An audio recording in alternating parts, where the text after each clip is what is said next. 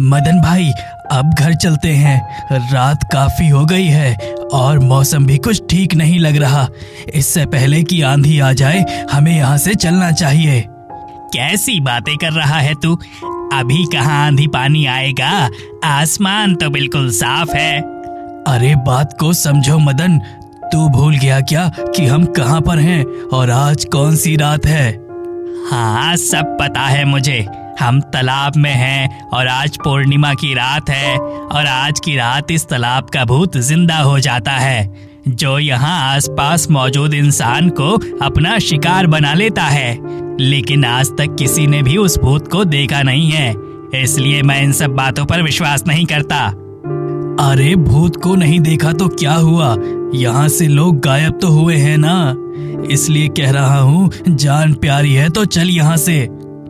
मेरे जाल में अभी एक मछली तक नहीं फंसी है और बिना मछली के मैं नहीं जाने वाला। ठीक है, तू मर यहीं पर, मैं तो जा रहा हूँ। अरे भला मछलियाँ भी किसी को अपनी जान से ज्यादा प्यारी होती हैं। यही सब बड़बड़ाते हुए राजू वहाँ से अपनी नाव लेकर चला जाता है। चलो, अच्छा ही हुआ कि राजू यहाँ से चला गया। अब मैं अकेला यहाँ ढेर सारी मछलियाँ पकड़ लूंगा। राजू के जाने के बाद ही मौसम बिगड़ने लगता है।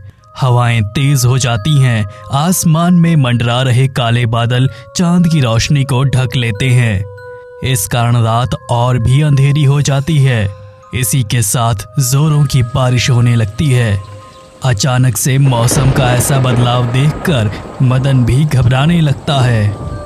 हे ईश्वर, ये मौसम अचानक इतना खराब कैसे हो गया? मुझे राजू की बात मान लेनी चाहिए थी। आज की रात मुझे अकेले तालाब के पास नहीं होना चाहिए था। मैं अभी यहाँ से निकलता हूँ। मदन तालाब से जाने की सोच ही रहा था कि तभी तालाब के पानी में रहस्यमय तरीके से बुलबुले उठने लगते हैं। ये देखकर वो और भी ज्यादा डर जाता है। ये सब क्या हो रहा है? तभी तालाब के अंदर से एक कंकाल का हाथ निकलता है। भूत! भूत! इस तालाब में तो सच में भूत है। ये मैं कहाँ फंस गया? मदन इतना ज्यादा डर जाता है कि अब उसके मुंह से आवाज तक नहीं निकल रही थी। तभी वो अपनी नाव समेत तालाब के अंदर जाने लगता है, जैसे कोई अनजान शक्ति उसे नीचे की ओर खींच रही हो। देखते ही देखते मदन और उसकी नाव तालाब के अंदर समा जाते हैं। इस दृश्य को किसी ने भी अपनी आंखों से नहीं देखा। दूर दूर तक सन्नाटा फैला हुआ था। कुछ देर बाद मदन की नाव तालाब के ऊपर आ गई, पर वो गायब था। सुबह तक ये बात पूरे गांव में फैल गई कि गांव का एक और आदमी उस तालाब के भूत का शिकार हो गया। अपने घर में बैठे सरपंच ब्रजेश नाथ इसी बारे में विचार कर रहे थे। पता नहीं क्या हो गया है इन गांव वालों को, सब जानते हुए भी हर बार कोई ना कोई वहां पहुंच ही जाता है। कितनी बार समझाया है कि पूर्णिमा की रात तालाब के पास मत जाओ, लेकिन नहीं, किसी को कुछ समझना ही नहीं है।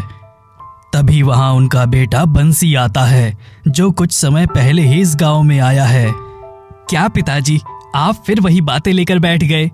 अरे कोई भूत प्रेत नहीं है उस तालाब में। मैं तो कहता हूँ कि हमें कुछ गोताखोरों को भेजकर तालाब के अंदर की सच्चाई जाननी चाहिए।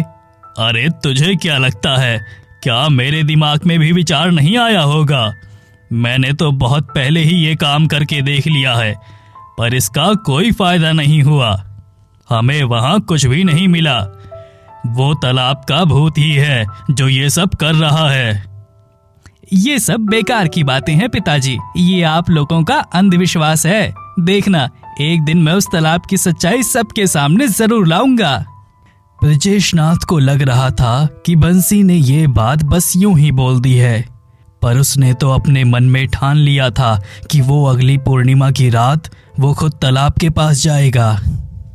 जल्दी ही समय गुजर गया और अगली पूर्णिमा भी आ गई। ब्रजेश जी अभी कहीं जा रहे थे। बंसी बेटा, मैं कुछ जरूरी काम से बाहर जा रहा हूँ, मैं जल्दी लौट आऊंगा, तुम मेरा इंतजार मत करना। और हाँ, आज घर से बाहर कहीं मत जाना। ब्रजेश जी के चले जाने के बाद आज पूर्णिमा की रात है और पिताजी भी घर पर नहीं है। यही सही मौका है उस तालाब की सच्चाई जानने का। मैं अभी निकलता हूँ, पिताजी के लौटने से पहले वापस आ जाऊंगा। यही सोचकर बंसी भी घर से निकल पड़ा। वो सीधा तालाब की ओर जा रहा था। कुछ ही देर में वो वहां पहुंच जाता है। आखिर ऐसा क्या है इस तालाब में जिससे लोग इतना डरते हैं? यहाँ तो सब साधारण ही है। ना जाने क्या सोचकर बंसी तालाब में कूद गया। वहीं पास से गुजर रहे राजू ने उसे तालाब में जाते देख लिया और सीधा सरपंच जी के घर की ओर भागा। सरपंच जी लौट आए थे। उनके साथ एक पंडित जी भी थे। दोनों पलंग पर बैठे बात कर रहे थे। पंडित जी, अपनी तमाम कोशिशों के बाद भी हम ये मालूम नहीं कर पा रहे हैं कि ऐसा क्या है उस तालाब में। कोई भूत प्रेत है या कुछ और? ये जो भी है स्पष्ट नहीं हो पा रहा है। बस वहां से लोग गायब हो रहे हैं। पूर्णिमा की रात जो एक बार वहां चला जाए उसका लौटना असंभव समझो। ये मामला तो बड़ा ही गंभीर लगता है। हाँ है तो, लेकिन आपने तो ऐसे मामलों को सुलझाया है। आप ही इसका कोई समाधान निकालिए। पंडित जी कुछ कहते इससे पहले राजू वहां भागते हुए आता है। सरपंच जी, सरपंच जी। अरे राजू, तू ऐसे भागते हुए कहां से आ रहा है? क्या बात है? सरपंच जी, वो आपका बेटा बंसी। हाँ, क्या हुआ उसे? मैंने उसे तालाब में जाते हुए देखा।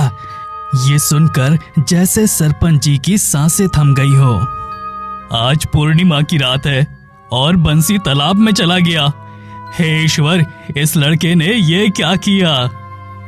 आप परेशान मत होइए, हम वहां चलकर देखते हैं। ये सब मेरी गलती है। मुझे उसे इस बारे में कुछ बताना ही नहीं चाहिए था। उसने कहा था कि वो तालाब की सच्चाई का पता लगाएगा, पर मुझे ये आशा नहीं थी कि वो खुद वहां चला जाएगा। राजू ने ये बात गांव में और भी लोगों को बता दी। पेड़ के नीचे बैठे कुछ लोग इस बात पर चर्चा कर रहे थे। अरे भाई, आज तक तो गांव के लोग गलती से या अनजाने में ही पूर्णिमा की रात उस तालाब के पास जाकर अपनी जान गंवाते आए हैं, पर सरपंच का बेटा वो तो सब जानते हुए वहां क्यों पहुंच गया? अब भगवान जाने सरपंच जी दोबारा उसका चेहरा देख भी पाएंगे या नहीं। अब क्या देख पाएंगे भला? आज तक वहां से कोई जिंदा लौटकर आया है जो वो आएगा? अब बेचारे सरपंच जी बुढ़ापे में सहारे के लिए बस एक ही बेटा था उनका, वो भी उस मनहूस तालाब की भेंट चढ़ गया। अरे मैं तो कहता हूँ कि जरूरत ही क्या थी बंसी को वहां जाने की। सरपंच जी ने कितने अच्छे से समझाया था उसे कि पूर्णिमा की रात तालाब के पास मत जाना, लेकिन इन शहरी लोगों को ऐसी बात पर विश्वास ही कहाँ आता है। लोग अभी आपस में बात ही कर रहे थे कि तभी उनकी नजर बंसी पर जाती है, जो भीगे कपड़ों में सामने से चला आ रहा था। अरे ये तो बंसी है ना? ये तालाब में गया था, फिर ये जिंदा वापस कैसे? अरे ऐसा भी कभी हुआ है जो आज होगा? मुझे तो लगता है कि वो राजू झूठ बोल रहा था। बंसी तालाब में गया ही नहीं होगा। बंसी को तालाब से लौटा देख सभी हैरान थे और बड़े ही गौर से उसे देख रहे थे, पर वो किसी की तरफ एक नजर देखे बगैर वहां से गुजर गया। इधर सरपंच जी का रो रो कर बुरा हाल था और पंडित जी उन्हें संभालने में लगे हुए थे। तभी बंसी वहां आता है। उसे देखकर सरपंच जी की आंखों को राहत मिली और पंडित जी उसे शक की निगाह से देख रहे थे। बंसी, मेरे बेटे, तू कहाँ चला गया था? उस राजू ने कहा कि तू तालाब के पास गया है, पर तू तो वापस आ गया। इसका मतलब तू वहां नहीं गया था। मैं जानता हूँ तुम ऐसा नहीं करोगे। तुम तो मेरे समझदार बेटे हो। मुझे नींद आ रही है। बस इतना बोलकर बंसी अपने कमरे की ओर चला गया। सरपंच जी, मुझे कुछ ठीक नहीं लग रहा। क्या हुआ पंडित जी? क्या ठीक नहीं लग रहा है आपको?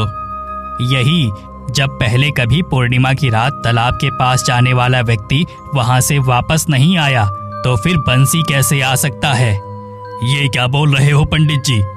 अरे आपको तो खुश होना चाहिए कि उसकी जान बच गई। मैं खुश हूँ ब्रजेश, लेकिन मेरी बात मानो तो तुम्हें अब बंसी पर नजर रखनी चाहिए। रात बहुत हो गई है, मैं चलता हूँ।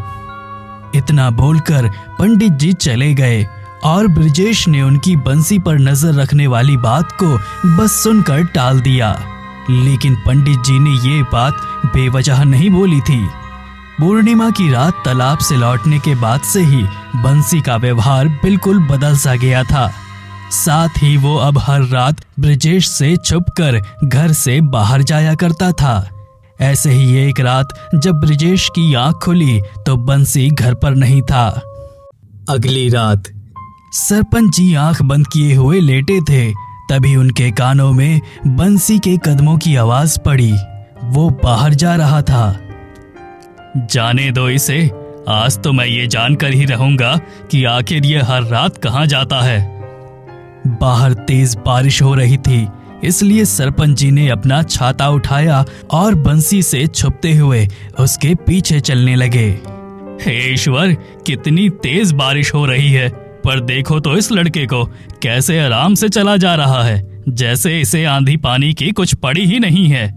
और ऐसे मौसम में इतनी रात को ये तालाब की ओर क्यों जा रहा है? बंसी सीधा चलकर तालाब के किनारे पहुंचा। उसके वहां आते ही एक हवन कुंड में आग जलने लगती है। वो हवन कुंड वहां पहले से मौजूद था। एक पेड़ के पीछे छिपे सरपंच जी ये सब देख रहे थे। आश्चर्य की बात है, इतनी बारिश में भी इस हवन कुंड में आग कैसे जल रही है? और बंसी यहाँ क्या करने आया है?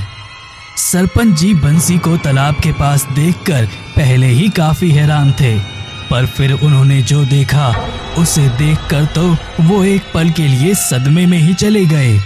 उनका बेटा बंसी एक डरावने कंकाल में बदल गया और हवन कुंड के आगे जाकर बैठ गया, मानो जैसे वो कोई यज्ञ कर रहा हो।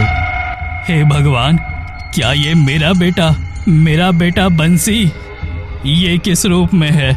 मुझे तो अपनी आंखों पर यकीन नहीं हो रहा। मुझे इस बारे में पंडित जी को बताना होगा। सुबह होते ही सरपंच जी ने पंडित जी को बुलवाकर उन्हें रात की सारी बात बता दी। मुझे इस बात का अंदेशा उसी दिन हो गया था जब मैंने पूर्णिमा की रात बंसी को तालाब से लौटते देखा। लेकिन अब क्या करे पंडित जी? क्या बंसी ठीक हो जाएगा? और वो ये सब क्यों कर रहा है? इसके बारे में मैं तुम्हें बाद में बताऊंगा, पर अभी तुम्हें एक जरूरी काम करना है। उस तालाब में एक मूर्ति विसर्जित करके तालाब में मिट्टी डलवाकर उसे बंद करवा दो, वरना ये गांव वालों के लिए एक बड़ा खतरा बन जाएगा। सरपंच जी ने ऐसा ही किया।